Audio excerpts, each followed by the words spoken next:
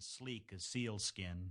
Something watching from behind her molten eyes made him think she might be shopping for more than shrubbery. "You been here long?" she asked. Me or the nursery?" Her mouth flickered. "You." "I've been here 3 years, I guess." She tapped her long fingers on the countertop. "I used to come here when it was called something else. God's green earth."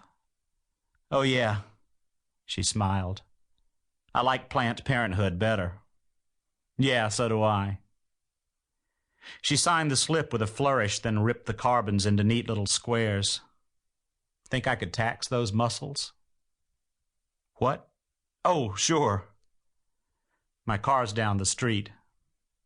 He had grabbed 2 of the cans when Polly came bolting into the office. "Need a hand with those?" "That's okay," he said. "You sure?" His employees sauntered around the shrubs. "You can't do 3. "Says who?" Polly gave him a half-lidded smile and a courtly little sweep of the hand, as if to say, "She's all yours, Greedy."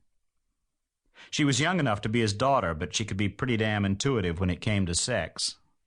The woman looked at Brian, then at Polly, then at Brian again. "Okay," he told Polly. "Gimme a hand." Flashing a freckled grin, Polly hefted 2 of the cans and led the way down the sidewalk. Behind her strode the redhead, pale and cool as marble, her ass looking awesome in a knee-length white sweater. Brian brought up the rear, lugging his lone plant and feeling, against his better instincts, less a man for it. "This is nice of you," said the woman. "No problem," said Polly. "You bet," Brian put in idiotically. "Part of the service." After they had stuffed the cans into the back of the Land Rover, the redhead slipped behind the wheel and pulled the door shut. "Nice car," said Polly. The redhead nodded. "She's all right." She pulled away from the curb, flashing her palm in a sort of parting salute. "She's been here before," Polly told him as they walked back to the nursery. "Oh, yeah?" She nodded. "I'd have those pantyhose off so fast." Brian smirked at her sideways. "You would too," she said. "Nah." "Come on." "In a pinch, maybe." Polly chuckled. "You think she likes girls?" he asked. She shrugged. "Maybe. Maybe not." "Why?" He thought about this for a moment. "She called her car she, for one thing." "And you think that's some kind of, what, secret lesbo code?" He shrugged. "I call my car Dwayne," she said. He smiled, picturing Polly behind the wheel of her vintage Mustang. "You're something," she said. "You check 'em all out, don't you?" "Look who's talking," he said. "You're worse than any man I know." "That's because..."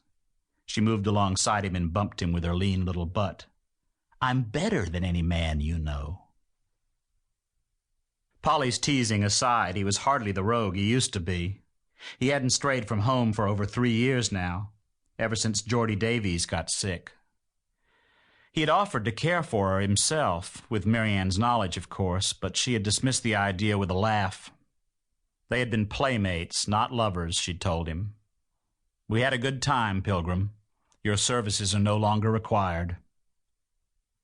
When his own test came back negative, his relief had been so profound that he embarked on a regime of feverish domesticity.